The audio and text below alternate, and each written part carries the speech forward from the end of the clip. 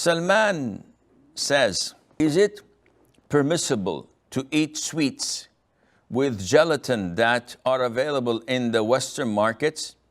What about the gelatin powder that you get in the supermarkets for making desserts?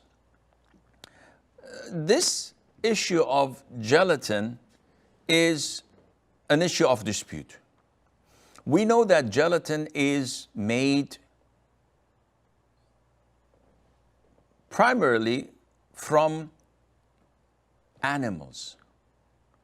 So if it is halal animals like sheep, cows, camels that were slaughtered in a halal way, we have no problem in that. No one doubts the permissibility of that.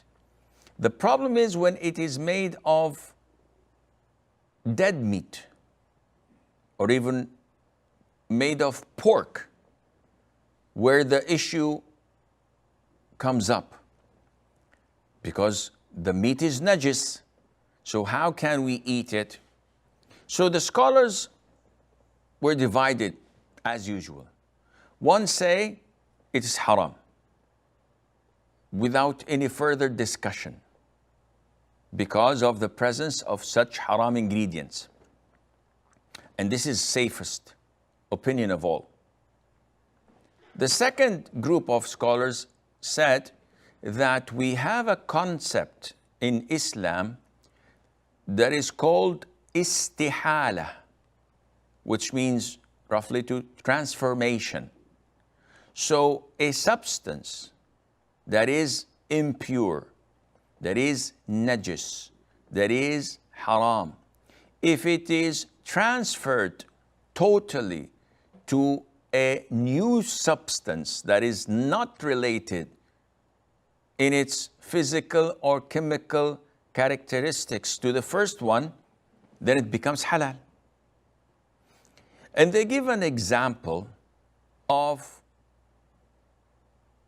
a dog that falls in a pit of salt.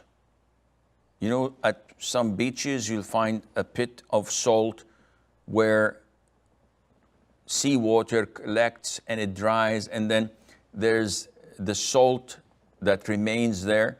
If a dog falls in one, dies, and a few weeks later we come and we find that the dog itself, the body, the hair, the bones, due to the effect of the salt, is no longer existing. It vanished. It turned itself, not by itself, but it was turned into salt. So there's no smell, no color, no remains. Scholars say that the salt itself is halal and it is permissible to consume. How? A dog just died. Yes, but it was transformed into a new substance, which is salt. Likewise, when we get milk from a cow, for example, the origin of milk is blood and whatever is in the guts of the intestines of the cow and things that are not pure. But look what it turned into, milk. No one can say that milk is haram because the origin of the milk is not pure, but now milk itself is a totally different substance. So this group of scholars considered gelatin part of this process because the haram meat undergoes a rigorous process that changes it totally to a new substance. So this is what I feel comfortable with, but definitely the most safest opinion is to avoid it. And if you have alternatives, you are highly recommended to avoid it, and Allah Azza wa Jal knows best.